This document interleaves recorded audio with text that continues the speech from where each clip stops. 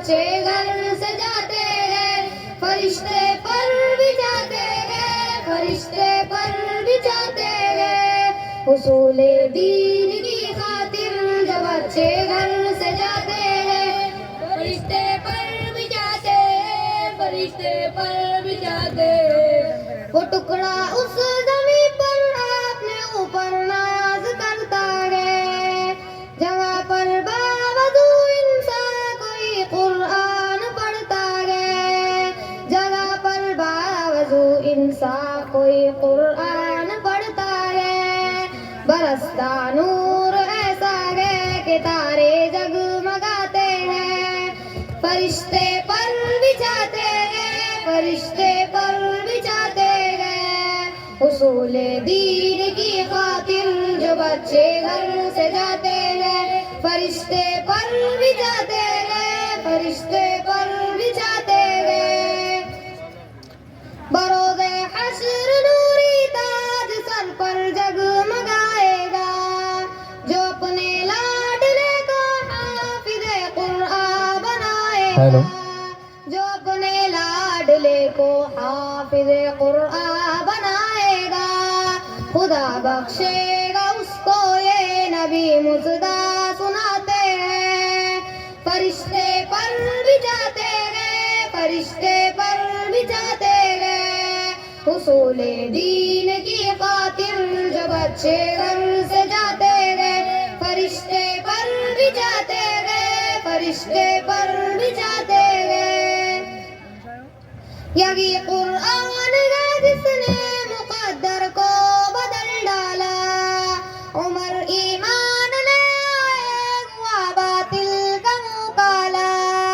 عمر ایمان لے آئے ہوا باطل کا منہ کالا ملائک آسمانوں کے بہت خوشیاں مناتے گئے فرشتے پر بھی جاتے گئے فرشتے پر بھی جاتے گئے حصول دین کی خاطر جو بچے گھر سے جاتے گئے فرشتے پر بھی جاتے گئے فرشتے پر بھی جاتے گئے یہی قرآن ہے جس نے مقدر کو بدل ڈالا عمر ایمان لے آئے ہوا باطل کا منہ کالا عمر ایمان لے آئے ہوا باطل کا منہ کالا ملائک آسمانوں کے فرشتے پر بھی جاتے گئے حصول دین کی خاطر جو بچے گھر سے جاتے گئے فرشتے پر بھی جاتے گئے فرشتے پر بھی جاتے گئے نہ سونے کی نہ چاندی کی نہ تاج و تخت کی خواہش شمیم اس دل کی رہتی ہے ہمیشہ ایک فرمائش شمیم اس دل کی رہتی ہے ہمیشہ ایک فرمائش مدینے میں بھی جاؤں جیسے اکثر لوگ جاتے ہیں فرشتے پر بھی جاتے گئے فرشتے پر بھی جاتے گئے حصول دین کی خاطر جو بچے گھر سے جاتے گئے فرشتے پر بھی جاتے گئے فرشتے پر بھی جاتے گئے وہ ٹکڑا اس زمین پر اپنے اوپر ناز کرتا گئے جگہ پر باوضو انسان کوئی قرآن پڑھتا گئے جگہ پر باوضو انسان کوئی قرآن پڑھتا گئے برستا نور ایسا گئے کہ تارے جگمگاتے گئے فرشتے پر بھی جاتے گئے فرشتے پر بھی جاتے گئے حصول دین کی خاطر جو بچے گھر سے جاتے گئے فرشتے پر بھی جاتے گئے فرشتے پر بھی جاتے گئے حصول دین کی خاطر جو بچے گھر سے جاتے گئے فرشتے پر بھی جاتے گئے فرشتے پر بھی جاتے گئے قرآن ہی سے فیض پائیں گا مٹیں گی ظلمت شب اور یہ سورج جگمگائے گا۔ حاضرین مجلس اور میری زندگی کے ہم سفر ساتھیوں، قرآن مجید خداوند کریم کی طرف سے اہل جہاں کے لیے ایک نعمت غیر مترقبہ ہے، لوح محفوظ سے نازل کردہ دستور حیات ہے، روح القدس حضرت جبرائیل علیہ السلام کی وساطت سے آیا ہوا کلام ربانی ہے، اور حضور سرور کونین صلی اللہ علیہ وسلم کی طرف بھیجا ہوا فرمان شہنشاہی ہے۔ تنزیل من رب العالمین نزل به الروح الامین، نے ایک جگہ فرمایا بل هو قرآن مجید فی لوح محفوظ، ایک جگہ یوز کے ذرائع و وسائل کے بارے میں فرمایا انہو لقول رسول کریم ذی قوت عند ذی العرش مکین مطاع ثم امین، کیسا مستحکم کلام، ہدی للناس وبینات من الہدی والفرقان، جس کی شان حضرات کیسی بابرکت کتاب، کتنا باعظمت کلام، کیسا عظیم الشان کلام، کیسا رفیع المرتبت پیام، کتنا پر لطف اور شیری اور کیسا پاکیزہ جام۔ جب اصحاب رسول صلی اللہ علیہ وسلم نے اس جام شیری سے اپنی پیاس بجھائی، اس کو اپنے اندر اتارا تو وہ حکومت والے بنے، سلطنت والے بنے، شہنشاہیت والے بنے، حکمرانوں کے سر کے تاج اور لوگوں کی آنکھوں کے تارے اور ساری دنیا کے پیارے بنے۔ انہوں نے قرآن کو سینے سے لگایا، قرآن بھیجنے والے نے ان کو ساری دنیا کا پیارا بنایا۔ انہوں نے قرآن کو جانا، قرآن والے نے ان کو پہچانا۔ وہ معزز تھے زمانے میں مسلمان ہو کر، وہ معزز تھے زمانے میں مسلمان ہو کر، اور ہم خوار ہوئے تاریخ قرآن ہو کر۔ اے ایمان و یقین اور قرآن کے دعوے دار مسلمانوں، آؤ ذرا اپنے دل کا محاسبہ کرو، من کی نگری میں سیر کرو، دیکھو کہ ہم نے قرآن کو کتنی اہمیت دی، کتنا بڑھتا اور اس کا کتنا پاس و لحاظ کیا۔ جس قرآن کو اور جس کلام رحمان کو سرور کونین فخر موجودات محمد عربی صلی اللہ علیہ وسلم نے مار کھا کھا کر، وطن چھڑوا کر، دانت توڑوا کر گھر گھر پہنچایا تھا، ایک ایک کو سنایا تھا، جس کی اشاعت پر پھول جیسے جسم ناظرین کو لہو لہان کرایا تھا، کائنات سے زیادہ قیمتی اپنا معطر خون بہایا تھا، ایسی کربناک دردناک اور اذیتناک سزائے برداشت کی تھی جس کی سماعت ہی سے دل کانپ جاتے ہیں۔ دشمنان دین نے تاک تاک کر مارا، بے ہوش کیا، داڑھی اور سر مبارک سے خون بہہ بہہ کر نعلین تک جا پہنچا، بے ہوشی طاری ہو گئی، کئی مرتبہ موت کی آغوش سے لوٹ آئے۔ یہی نہیں، شرارت پسند عورتوں نے گھر کا کاٹ کباڑ کوڑا کرکٹ جس میں اطہار پر ڈالا، نکیلے نوکدار اور زہریلے خواردار کاٹے راہوں میں بکھے دیے، مگر مدنی کریم صلی اللہ علیہ وسلم نے کوئی دقیقہ فروغ گزاشت کیے بغیر اشاعت قرآن جاری رکھے، مصائب انگیز کیے اور ایسے نیک تیرت و نیک سیرت اور پاکیزہ نفوس کے ہاتھوں میں اس کو دیا جن کے تقوی و طہارت اور بہادری و شجاعت کی قسمیں رب العالمین نے کھائی۔ یہی وہ پاکیزہ جماعت تھی جنہوں نے اشاعت قرآن کے خاطر ترک وطن کیا، ہجرت و اجنبیت کی صعوبتیں برداشت کی، اس کے ناموس پر مٹ گئے، یہاں تک کہ جسم کا آخری قطرہ خون تک بہا دیا، کوبہ کوبہ، خانہ بخانہ، شہر بشہر، ملک بملک، دریا صحرا اور تمام کھائیاں عبور کر کے اس کو پہنچاتے ہی رہے۔ دشت تو دشت ہے دریا بھی نہ چھوڑے ہم نے، دشت تو دشت ہے دریا بھی نہ چھوڑے ہم نے، بحر ظلمات میں دوڑا دیے گھوڑے ہم نے، مگر کیا آج وہی قرآن غربت میں ہے، مسافرت اور اجنبیت میں ہے، ویران طاقوں میں پڑا ہوا ہے، بلکہ بزبان حال ہم سے مخاطب ہے اور یوں کہہ رہا ہے، اے قرآن کو اپنا کہنے والوں، میری برکتوں کے حصول کے لیے للچانے والوں، آؤ ذرا میری حالت زار پر غور کرو، مجھ سے دوری پر غور کرو، عقل رسا کی دریچوں سے میری شکستگی کو تو دیکھو، نظارہ کرو، میرے پھٹے پرانے جزدانوں کا نظارہ کرو، میرے اوپر جمے ہوئے دھوئے اور اٹھے ہوئے گرد و غبار اور میل کا مجھے چڑھا رکھا ہے طاقوں اور کاشانوں پر، زندگی بیت گئی، گھروں میں بلکہ کسی نے مجھ کو کھول کر دیکھنا بھی گوارا نہ کیا۔ مسلمانوں، تم نے مجھ سے منہ موڑ لیا، آنکھیں پھیر لی، تم نے بے وفائی کی، تم بڑے جفاکار نکلے، حد ہو گئی تمہاری قساوت قلبی کی، بجائے سینوں میں محفوظ کرنے اور عملی زندگی میں داخل کرنے کے تم نے طاقوں میں مجھ کو چھپا دیا، تم نے بڑی بے اعتنائی برتی، تم بڑے غدار ہوئے اپنے آقا و مولا کے के तुम बड़े नाशना हुए अपने खालिक व मालिक से। या रब इन कौम इत्तखदू हादल कुरान महजूरा। ए जफाकारो, मैं एक आप जीने से भी ज्यादा नाजुक हूँ। तुम जोरो जफा की संगबारी ना करो, बेइल्तिफाती और सरकशी के तीर ना चलाओ। मेरा दिल एक नाजुक जाम से भी ज्यादा नाजुक तरीन है। अगर ये तुम्हारी किसी बदबातिनी बदआहंगी से टूट गया तो फिर कोई ताकत मुझको जोड़ ना पाएंगी। और सुन लो, शीशा टूट जाए तो उसको तार और तेज तर हो जाती है। मुझको बतलाओ तुम उस तेज धार से कैसे बच पाओगे। लिहाजा आओ एक बार फिर मुझको अपना लो, मेरी नूरानियत से अपना कल्ब और दिल रोशन और मुनव्वर कर लो। फिर तुम देखोगे दुनिया बहार नौ से आरास्ता होंगी, उसके गुच्छों गुल फूलों और गुल बोटों में वो महक होंगी जिसे एक जहां मुअत्तर होगा। जिसे फुजूल समझकर बुझा दिया तुमने, जिसे फुजूल समझकर बुझा दिया तुमने, वही चराग जलाओ तो रोशनी होंगी। अल्लाह ताला हमको कुरान को उसके हुकूक के साथ अदा करने की तौफीक अता फरमाए। व आखिरु दावाना अनिल हम्दुलिल्लाहि रब्बिल आलमीन। मध्यालय नाही, हा मदरसा आहे तुझा मध्यालय नाही। या मातीतून मनुष्य निर्माण केले जातात। आजच्या कार्यक्रमाचे अध्यक्ष महोदय, सर्व गुरुजन वर्ग व उपस्थित असलेले मान्यवर आणि माझे प्रिय विद्यार्थी मित्रांनो, मी आपल्या समोर मदरसा या विषयाचा मोठ्या शब्दात बोलणार आहे। तरी मी अशा बाळगतो की आपण सर्व शांत चित्ताने ऐकाल। माझ्या प्रिय बंधूंनो, ही गोष्ट उज्ज्वल दिवसाप्रमाणे प्रकाशित झालेली आहे की अरबी मदरशांचा फायदा सर्व जगाला आणि का म्हणजे आपल्या देशाला झाला आहे। काय शहर, काय खेडे, काय मशिदी आणि काय बाजार, प्रत्येक ठिकाणी आपल्याला या मदरशातून शिक्षण घेतलेले उलमा इकराम, हुफ्फाज इकराम मिळतील।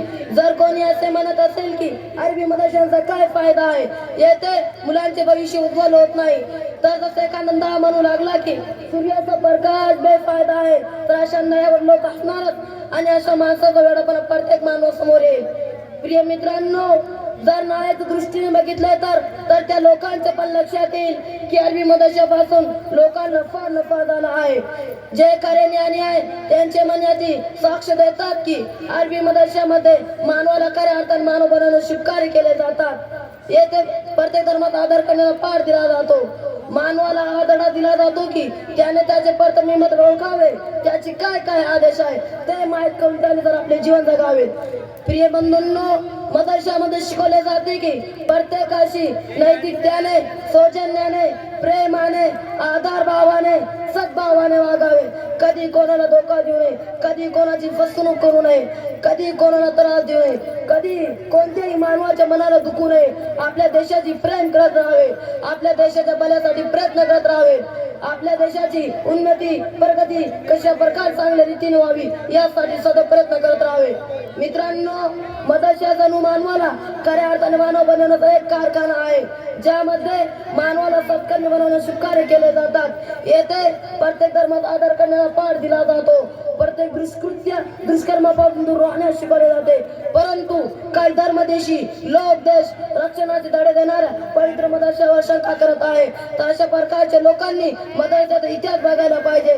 कितके स्वातंत्र्यवीर या मदरशाचे सपूत आहे, ज्यांनी भारताच्या स्वातंत्र्यासाठी आपल्या जीवाची आहुती दिली आहे। प्रिय मित्रांनो, आमच्यासाठी गरजेचे आहे की आम्ही या मदरशाकडे नाळ्याच्या नजरेने बघायला पाहिजे, मदरशाचे प्रेम केले पाहिजे, मदरशाचे सहकार्य केले पाहिजे। शेवटी मी अल्लाहची प्रार्थना करतो की अल्लाह आम्हा सर्वांना सत्कृत्य करण्याची आणि वाईट कर्मापासून दूर होण्याची सुबुद्धी दे। आमीन व मा अलैना इल्लल बलाग।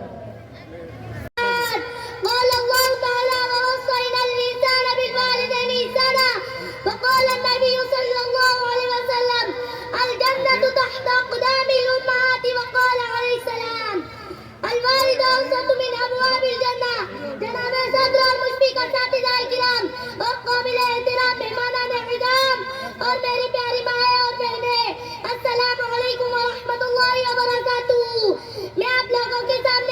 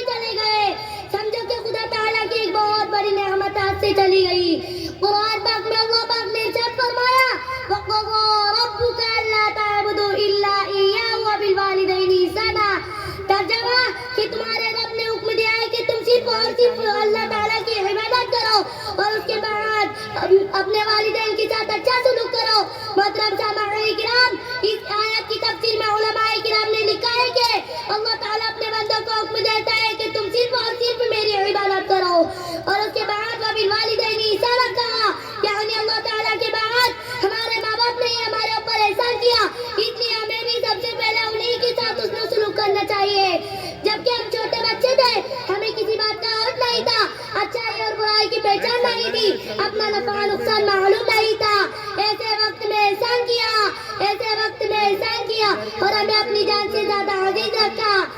एक हदीस में है कि किसी ने प्यारे नबी सल्लल्लाहु अलैहि वसल्लम से सवाल किया कि माँ बाप का क्या दर्जा है। आप सल्लल्लाहु अलैहि वसल्लम ने फरमाया वो दोनों तेरे लिए जन्नत या दोज़ख, यानी उन दोनों को तूने दुनिया में खुश रखा तो वो दोनों तुझको जन्नत में ले जाने का जरिया बनेंगे, और अगर खुदा न खास्ता तूने उन दोनों को दुनिया में नाराज किया तो वो दोनों तुझको जहन्नम में ले जाने का जरिया बनेंगे, और उन दोनों की नाराजगी तुझको जहन्नम में पहुंचा देगी। काबिल क़दर सामईन, बस आज की तकरीर का पूरा खुलासा यही है कि हमें अपने माँ बाप की कदर करनी है, उनको कभी नाराज नहीं करना है, उनकी फरमाबरदारी और इताअत करना है, और उनके वालिदैन जिनके वालिदैन दुनिया से चले गए उनके लिए हमेशा दुआएं खैर करते रहना है। बस आखिर में अल्लाह रब्बुल इज्जत से यही दुआ है कि हमें अपने माँ बाप की कदर करनी है, उनको कभी नाराज नहीं करना है। बस अपने माँ बाप के साए की ना कदरी ना करे सबा, अपने माँ बाप के साए की ना कदरी ना करे सबा, धूप काटेगी बहुत जब ये शजर कट जाएंगे। खुदा हाफिज़।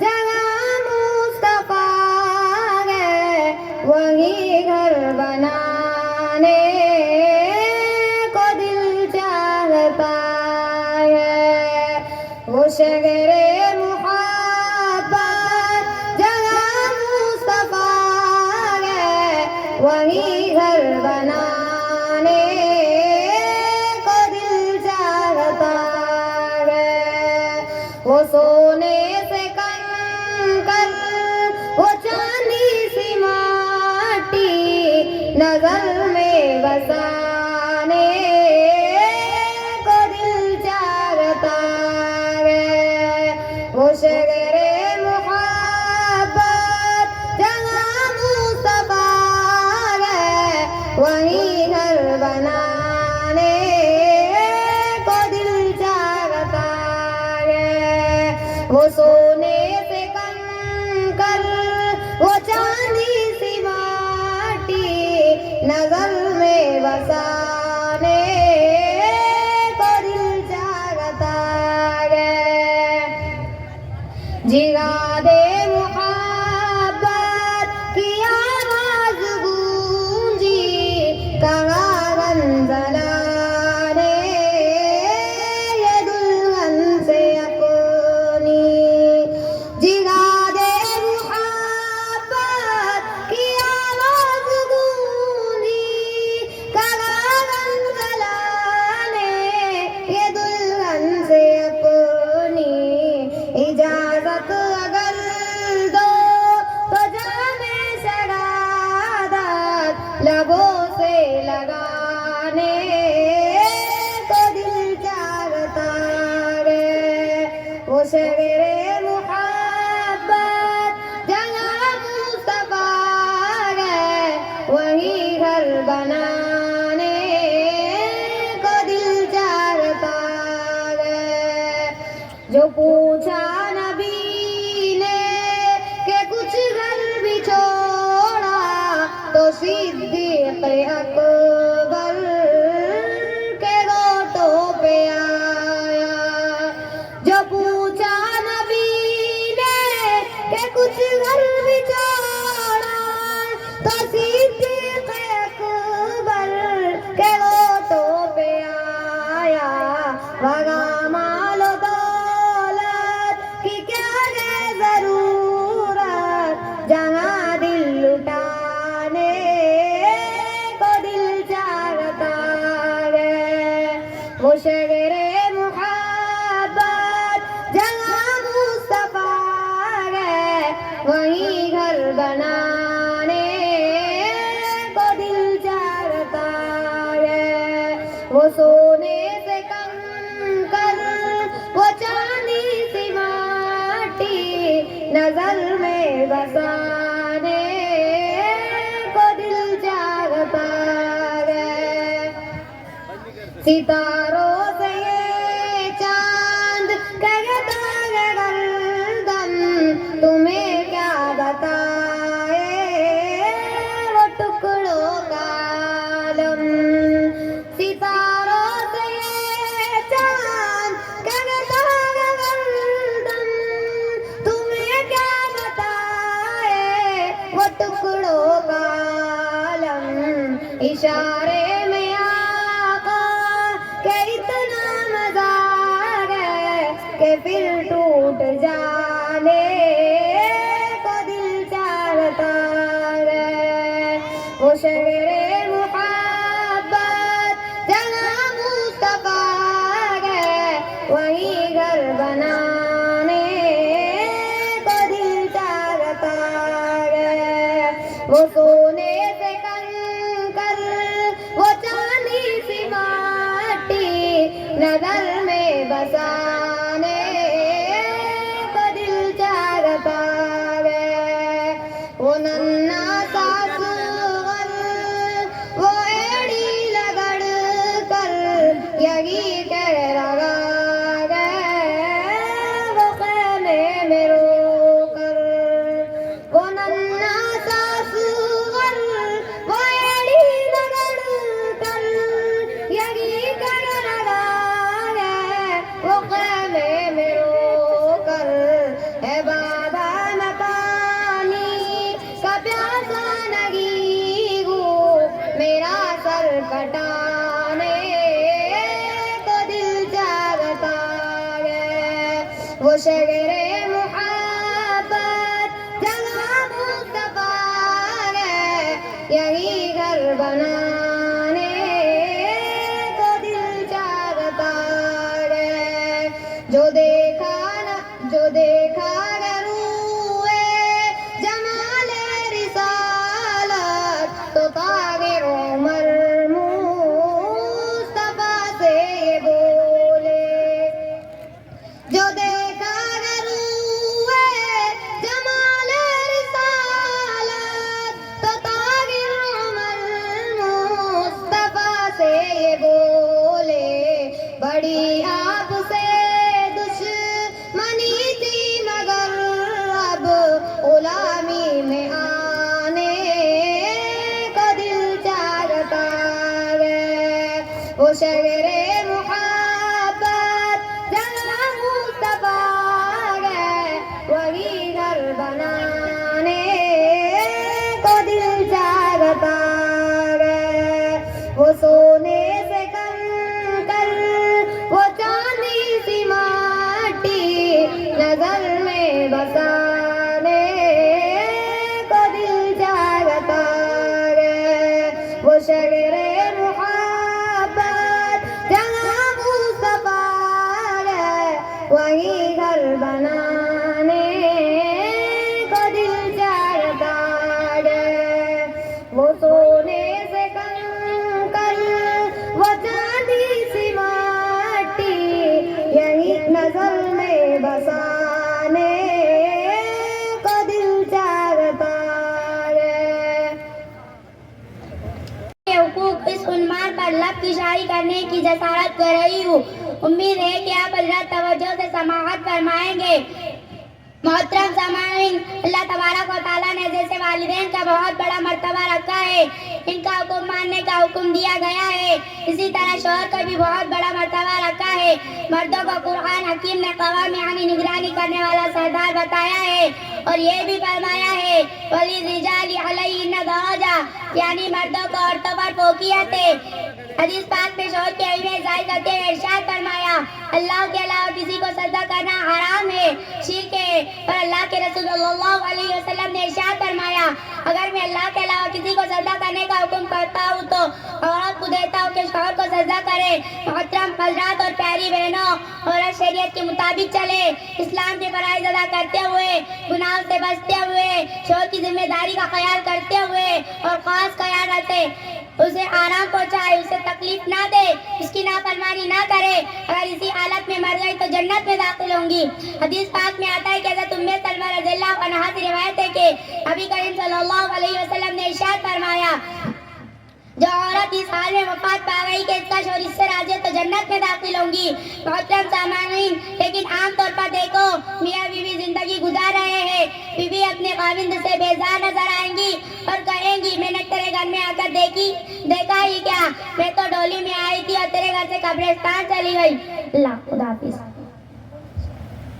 نبی صلی اللہ علیہ وسلم بڑی شان والے آئے دنیا میں بہت پاک و مکرم بن کر، آئے دنیا میں بہت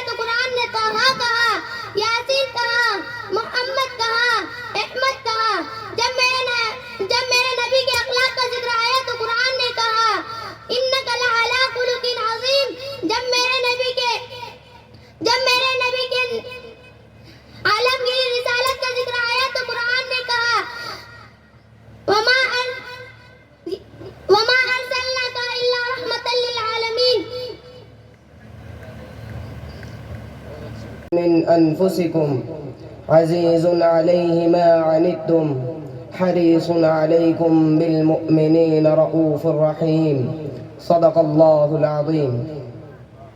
ہر ابتدا سے پہلے ہر انتہا کے بعد، ہر ابتدا سے پہلے ہر انتہا کے بعد، ذات نبی بلند ہے ذات خدا کے بعد. دنیا میں احترام کے قابل ہے جتنے لوگ، دنیا میں احترام کے قابل ہے جتنے لوگ، میں سب کو مانتا ہوں مگر مصطفیٰ کے بعد. صدر علی وقار، ذیشان جس صاحبان اور میرے علمی ہم سفر ساتھیوں، یہ ایک مسلمہ حقیقت ہے کہ دنیا 6 صدی عیسوی میں ایک گھٹا ٹوپ اندھیرے میں تھی. چہار دانگے عالم میں اندھیرا ہی اندھیرا تھا. چاند تھا مگر بے نور سا، تارے تھے مگر بوجھے بوجھے سے، آفتاب تھا مگر ڈوبا ڈوبا سا. عقل و خرد پر پردے پڑے ہوئے تھے، دل اجڑے اجڑے ہوئے تھے. جزیرہ عرب میں انسانوں کا خون پانی کی طرح بہایا جا رہا تھا. معصوم کلیوں سے پیدا ہوتے ہی جینے کا حق چھین لیا جاتا تھا. غیرت و حمیت دم توڑ چکی تھی، نفرت و انتقام کی ہر سو آندیاں چل رہی تھی. دنیا ظلمات بعضها فوق بعض کی ایک تصویر بن چکی تھی، گویا خزاں نے بہاروں کو لوٹ کر چمن ویران کر دیا تھا کہ اچانک خیر البشر فخر موجودات رحمت للعالمین کی آمد ہوتی ہے. قافلہ انسانیت کے رہبر اعظم محمد عربی صلی اللہ علیہ وسلم کی بعثت ہوتی ہے تو کائنات کا ذرہ ذرہ بے اختیار پکار اٹھتا ہے. وہ آئے جن کے آنے کی زمانے کو ضرورت تھی، وہ آئے جن کی آمد کے لیے بے چین فطرت تھی. وہ آئے نغمہ داؤد میں جن کا ترانہ تھا، وہ آئے گریہ یعقوب میں جن کا فسانہ تھا. وہ آئے جن کے خاطر مسترب تھی وادی بطحا، وہ آئے جن کے قدموں کے لیے کعبہ ترستا تھا. حضرات، میرے نبی کی آمد سے مظلوموں کو انصاف ملا، میرے نبی کی آمد سے یتیموں اور بے کسوں کو سہارا ملا، میرے نبی کی آمد سے عورتوں کو جینے کا حق ملا. میرے نبی کی آمد نے خون کے پیاسوں میں موافقت کی مثال قائم کی.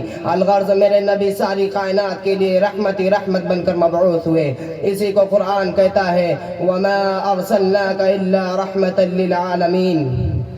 وہ نبیوں میں رحمت لقب پانے والا، مرادیں غریبوں کی برلانے والا، مصیبت میں غیروں. حضرات، وہ رحمت للعالمین جن کے انگشت سے صحرا میں چشمے پھوٹ پڑتے ہیں، وہ رحمت للعالمین جن کی برکت سے سوکھے شجر سرسبز و شاد، وہ رحمت للعالمین جن کے دربار عالی میں جنات بھی پیغام حق سننے کے لیے تشریف لاتے ہیں، وہ رحمت للعالمین جن کے پاس بے زبان مخلوق بھی انصاف پاتی ہے. ہاں یہی وہ نبی رحمت ہے جس کی قربت ابو بکر کو صدیق، عمر کو فاروق، عثمان کو غنی اور علی کو شیر خدا بنا دیتی ہے، جس کی نسبت فاطمہ کو خاتون جنت اور حسین کو سید الشہداء کا درجہ عطا کرتی ہے، جس کی جرأت سعد بن ابی وقاص کو فاتح ایران اور خالد بن ولید کو سیف اللہ کا رتبہ عطا کرتی ہے، جن کی زبان صداقت ابو سفیان کو حلقہ بگوش اسلام کرتی ہے اور جن کی اما سراقہ بن جاسم کو مشرف با اسلام ہونے کا موقع دیتی ہے.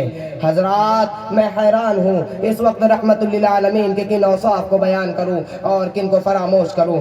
وہ طائف کے میدانوں میں پتھر کھا کھا کر دعاؤں کی سوغات دینے والا، احد کے میدان میں دندان مبارک کو شہید کرا کر مسکرانے والا، وہ اپنے چچا امیر حمزہ کے قاتل کو بھی معاف کر کے گلے لگانے والا، وہ اپنے جانی دشمن کو بھی حفظ و امان دینے والا، وہ مکہ فتح کرنے کے بعد بھی لا تثریب علیکم اليوم کہہ کر معافی کا عام اعلان کرنے والا.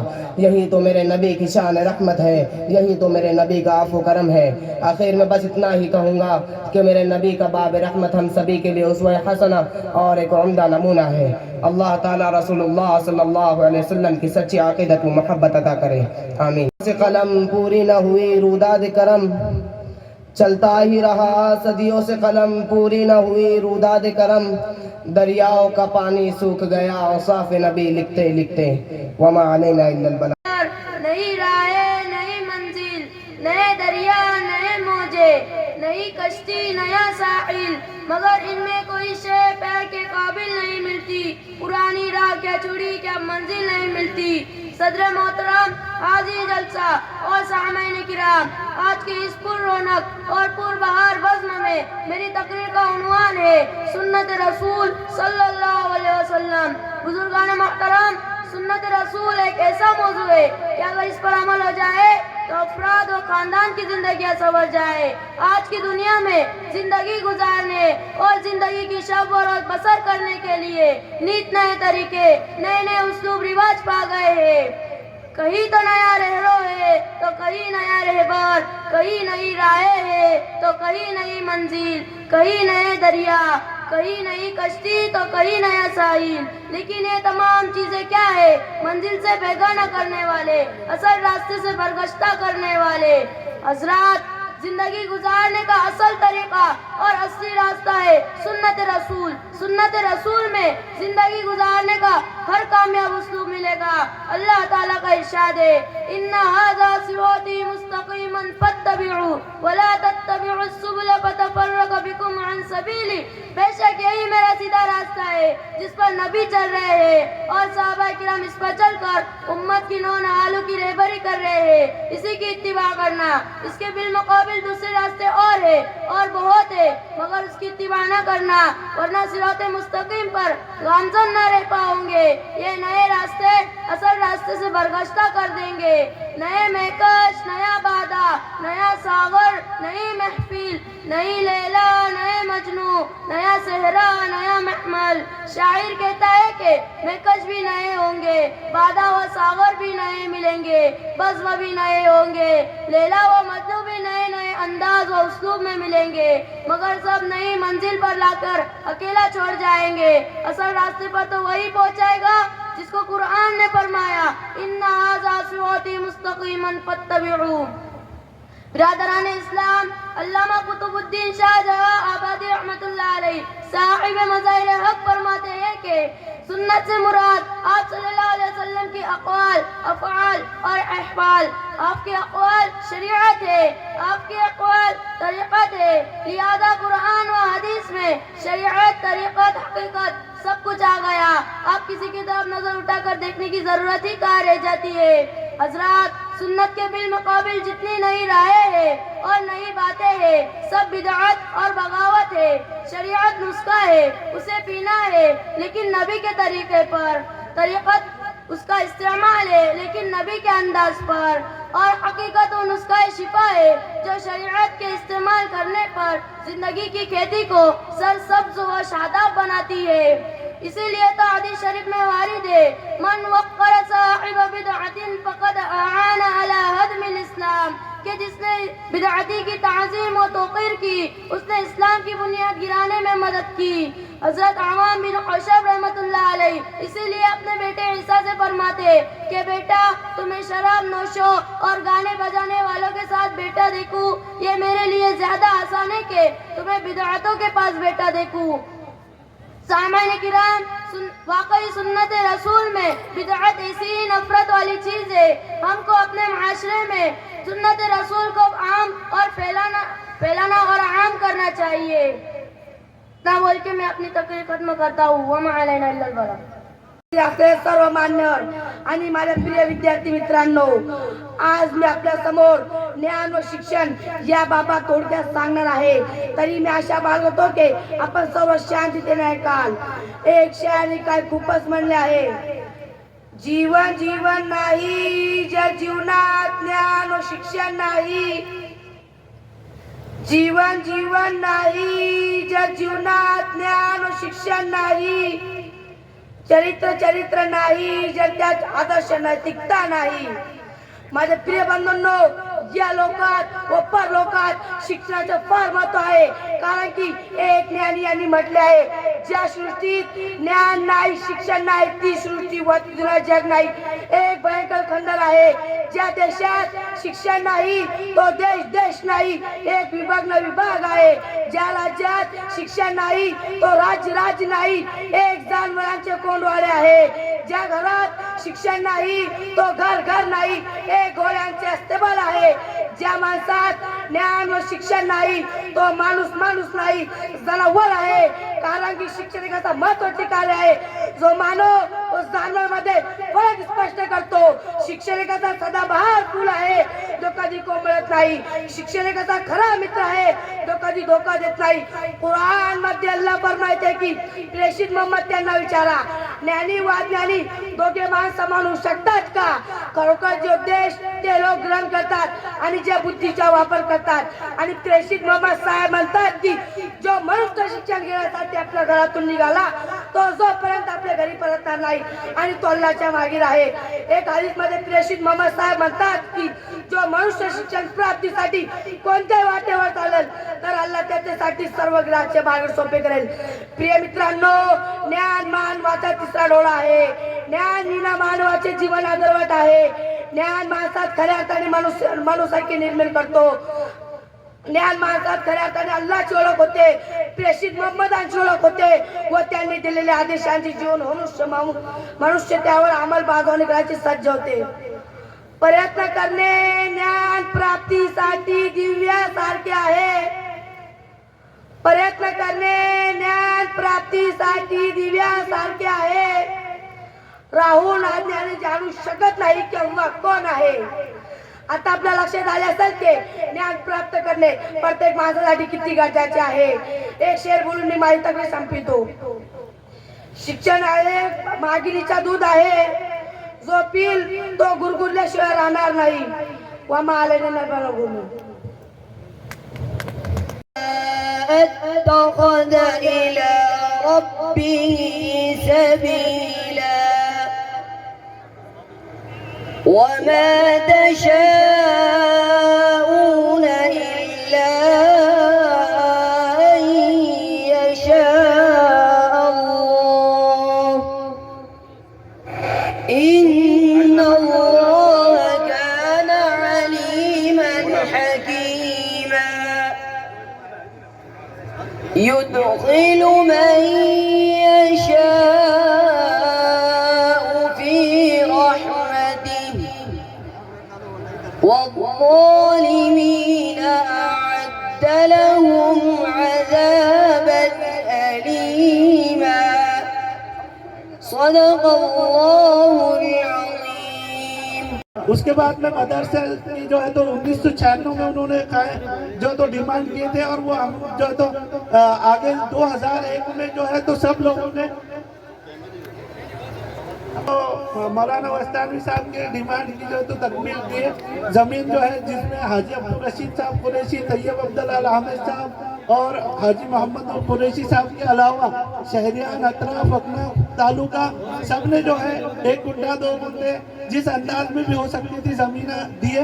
और मदरसे का जो है तो वजूद अमल में आने से पहले जो है ऑफिस के जो काम थे या जो कानूनी दुश्वारियाँ थी उसमें जो हमारे डॉक्टर दिनेश भाऊ परदेसी, साबिर भाई वगैरह ये सब लोगों ने बहुत ताउन किया. और 2005 में जो है मदरसे के तामीरी काम जो है तो शुरू हुआ, यानी संगे बुनियाद रखी गई. और 2007 में अल्हम्दुलिल्लाह मौलाना मक्की के दस्त मुबारक से जो है इस मदरसे का इफ्तिताह हुआ. यहाँ पर एक बेहतरीन नाज़िम मदरसा जो इंतहाई मुखलिस है, वो उनका जो है मौलाना गुलाम मोहम्मद साहब वस्तानवी ने जो है उनका तकर्रुर फरमाया. उसके लिए हम उनके बहुत शुक्रगुजार हूँ. हमारे नाज़िम मदरसा बड़ी मेहनत से और लगन से जो है इस मदरसे को चला रहे हैं. और साथ ही साथ बड़े मेहनती असातिज़ा भी उनके साथ है, उनका भी तकर्रुर हुआ. और ये जो है तो अल्हम्दुलिल्लाह करते थे मदरसे से आरिम वानी साहब, उन्होंने जो है एक हॉल दिया. उसी तरह हमारे जो खासदार चंद्रकांत खैरे साहब थे उन्होंने एक हॉल दिया. उसी तरह सुरेश जेतलिया साहब ने दूसरा आगे का एक रास्ता दिया. उसी के साथ साथ अपने सुभाष झामर साहब ने जो है जो पानी की टांकी है उन्होंने उनके फंड में से दी. उसी तरह हमारे अब्दुल अजीज एमएलए जो साबिका एमएलए भावसाहेब पाटिल चिकटगांवकर, उन्होंने एक दीवार कंपाउंड वाल दिया. उसी तरह सतीश चौहान साहब ने भी एक कंपाउंड वाल दिया. और यहाँ जो है हमारे वैजापुर के बड़े उद्योगपति जनाब बालू सेठ संचेती, इनके तवज्जुह से भी बड़े काम होते रहे.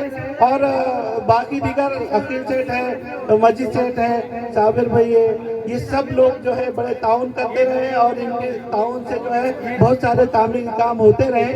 और अभी सबसे अहम जो इसका आज हमारा इफ्तिताह था हॉल का, अल्हम्दुलिल्लाह सबसे बड़ा कॉन्फ्रेंस हॉल डॉक्टर साहब ने, पाटिल साहब ने जो है, हमारे एमएलए साहब ने जो है एक 50 लाख रुपए उसके लिए कबूल किए थे, लेकिन एक तकरीब में हमने बुलाए और हमारा जो है तो इसमें नहीं होगा, तो उन्होंने 5 ही मिनट में फिर से 50 लाख बढ़ाकर उसको 1 लाख रुपए कर दिए और वो 1 करोड़ रुपए कर दिए। सालिया 1 करोड़ रुपए कर दिए और वो 1 करोड़ रुपए का हाल जो है अल्हम्दुलिल्लाह खड़ा है, जिसका आज इफ्तिताह हो चुका है।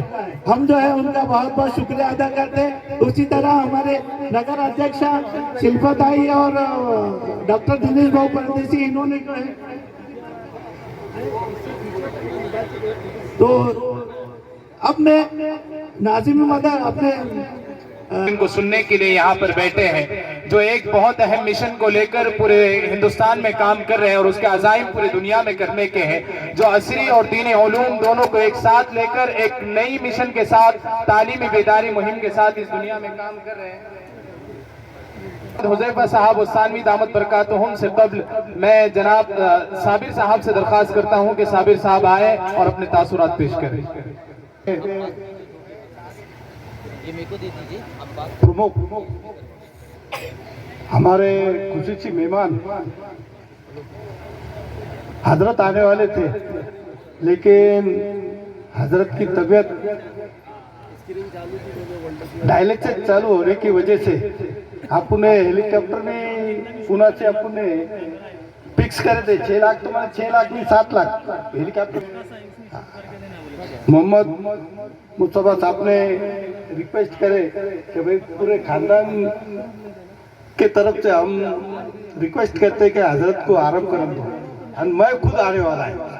आज ये प्रोग्राम में बहुत अच्छे हमारे खुसूसी मेहमान आए हैं।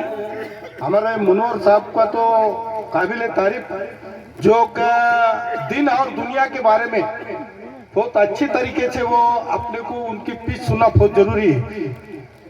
वैसे इस प्रोग्राम में आए हुए हमारे मेहमान जो मदरसे के लिए कभी बोलो मैं तैयार हूँ, वो हमारे रमेश पाटिल बोरनारे सर, इन्होंने जो 1 करोड़ रुपए का हॉल, 1.5 करोड़ का रास्ता और 25 लाख के गट्टू ये देने के बाद में कुछ ऐसी मांगनी आई सर कि हमारे नाजिम साहब जो है, नाजिम साहब बोले तो एक ऐसे शख्स है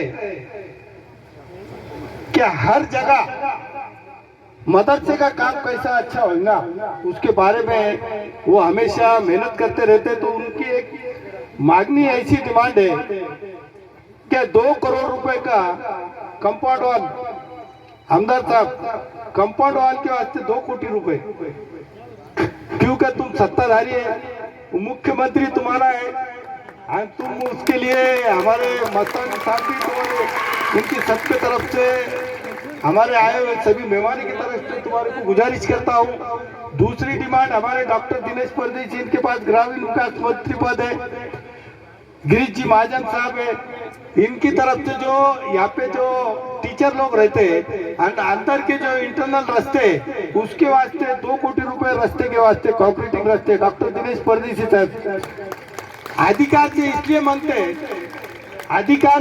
मांगते तुम्हारे से कि तुम एक फैमिली रिलेशन होने की वजह से हम आपके लिए ये डिमांड करते हैं। आज इस प्रोग्राम में मौलाना आने वाले थे, लेकिन मौलाना को भी अपने थोड़ा आराम दिए, बोले मेरे को फोन पे बोले भाई साबिर भाई मैं जरूर आऊंगा, मैं वैजापुर आऊंगा। तो तबीयत अच्छी होने के बाद में वो आने वाले हैं। मैं सभी आए हुए सभी अपने आलिम हाफिज सभी को गुजारिश करता हूँ कि अपन हर नमाज के बाद में हजरत गुलाम मुस्तफा साहब के वास्ते, उनकी तबीयत अच्छी होने के वास्ते दुआ कीजिए साहब। लाखों बच्चों का इंतजाम बोलना सर, लाखों मुलाला टाइमावर जेवण दिला जातो, टाइमावर शिक्षक दिला जातो, टायमावर त्यांना सर्व सुविधा दिली जाते. इतका मोठा काम आमचे गुलाम मुस्तफा साहब मस्तानवी करतात. ही सोपी गोष्ट नहीं है.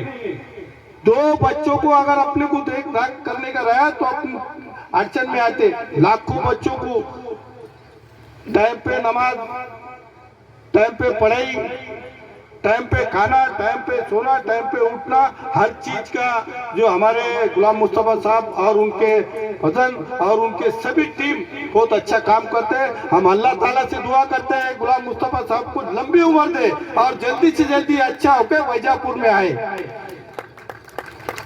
आज मस्तान साहब को जाने का है, ज्यादा कुछ नहीं. मेरे बाद में हमारे डॉक्टर दिनेश परदेसी 2 लफ्ज बोलेंगे, बोलना सर. उसके बाद में हम क्योंकि मुनव्वर साहब बीजेपी के डॉक्टर दिनेश परदेसी साहब से मैं दरख्वास्त करता हूं कि वह अपने तासुरात पेश करें.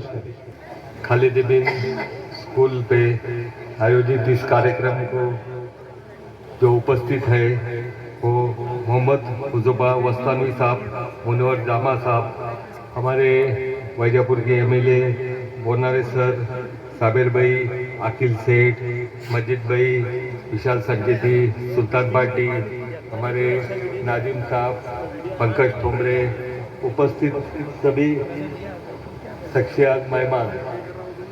मैं ज़्यादा वक्त लूँगा नहीं क्योंकि मुनव्वर जमा साहब को आपको सबको सुनना है.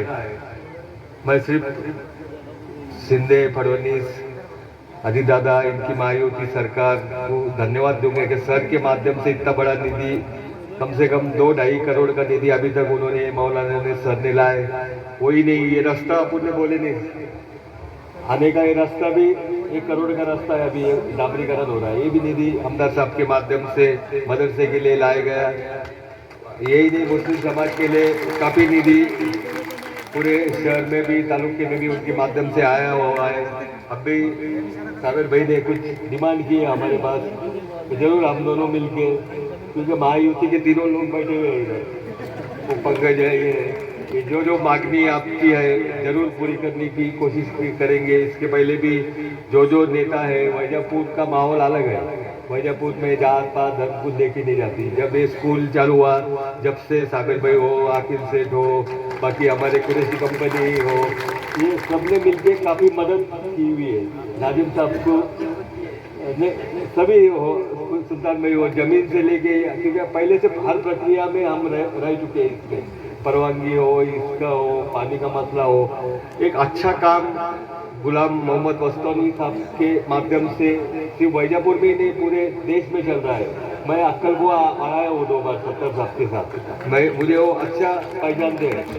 तो एक अच्छा बोले तो मुस्लिम समाज में आज शिक्षण की बहुत जरूरी है. तो उनके माध्यम से आज यहाँ भी 400 लड़कियाँ को पढ़ने की सोच है, 600-700 बच्चे, इतना बड़ा काम समाज के लिए कर रहे हैं. तो हमारे जैसे छोटे मोटे लोग थोड़ी सी मदद हुई तो कुछ अच्छा ही, हमारे को भी कुछ न कुछ दुआ भगवान की, अल्लाह मियाँ की मिलेंगी. इसलिए हम भी थोड़ा जो हो सके बोले तो जो हिस्सा दे सके वो कोशिश करते हैं.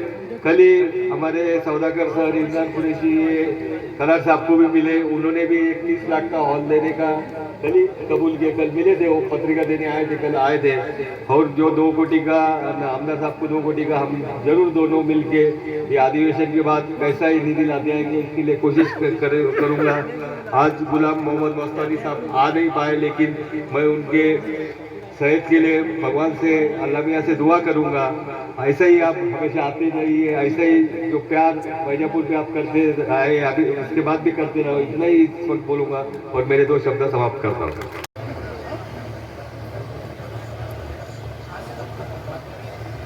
मुनव्वर जमा साहब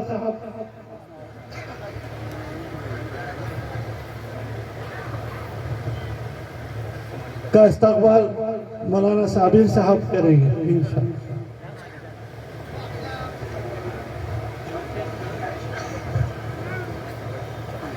अब मैं मौलाना हुसैफा साहब को जहमत दे रहा हूँ कि वो हमारे एमएलए जनाब रमेश पाटिल बोरनारे साहब का इस्तकबाल फरमाए.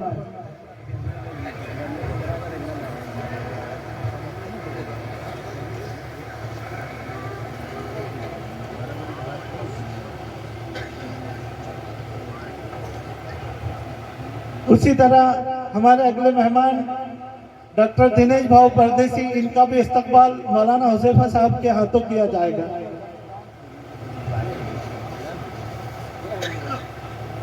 और अगले मेहमान जनाब विशाल सेठ संचेती साहब, इनका इस्तकबाल भी मौलाना हुज़ैफा साहब ही करेंगे।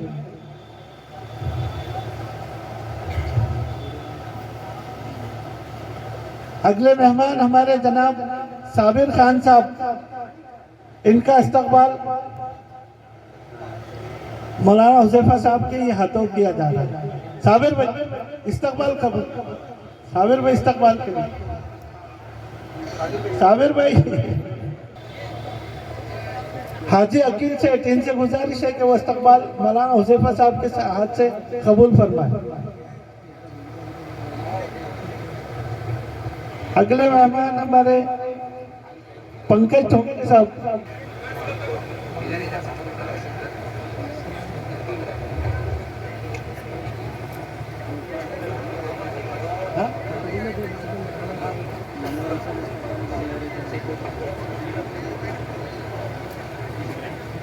हमारे जगताप साहब हैं, इनसे बाबा साहेब पाटिल जगताप, ये जो है साबिक जो है तो सभापति रह चुके हैं और अभी आमदार साहब के शाना बशाना है वो।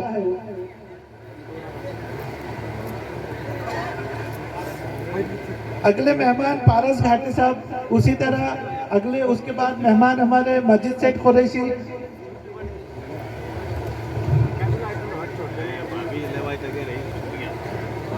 हाँ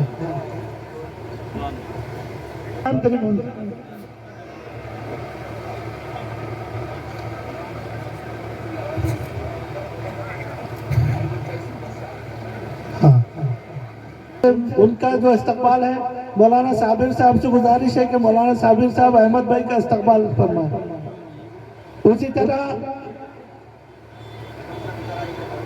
उसी तरह मौलाना जावेद साहब का भी इस्तकबाल मौलाना साबिर साहब ही करेंगे।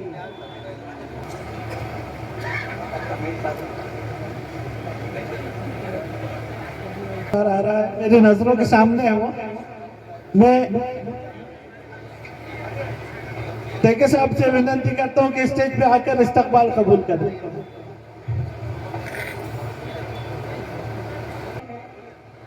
वो उस रास्ते का जो काम करने जा रहे हैं हमारे कय्यूम सेठ सौदागर, उनका भी इस्तकबाल। जी मोहम्मद नूर साहब, हाजी सुल्तान कुरैशी साहब, हाजी अब्दुल रशीद साहब, इन सब से गुजारिश है कि वो इस्तकबाल कबूल करें और नाज़ से उनका इस्तकबाल फरमाइए। अगला प्रोग्राम हम शुरू, उसके जो जिम्मेदार हैं, उनके जो वारिसीन हैं वो यहाँ आए और हमारे मौलाना ये डेकोरेशन के जो मालिक है जनाब आर.के. साहब, आर.के. मंडप के मालिक, उनसे गुजारिश है कि वो अपना पाकिट लेने के लिए आ जाए।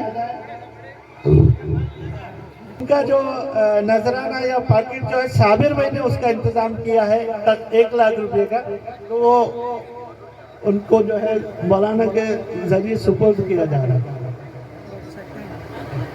तमहीद जिसे कहते हैं बताने जा रहा हूँ। अल्हम्दुलिल्लाह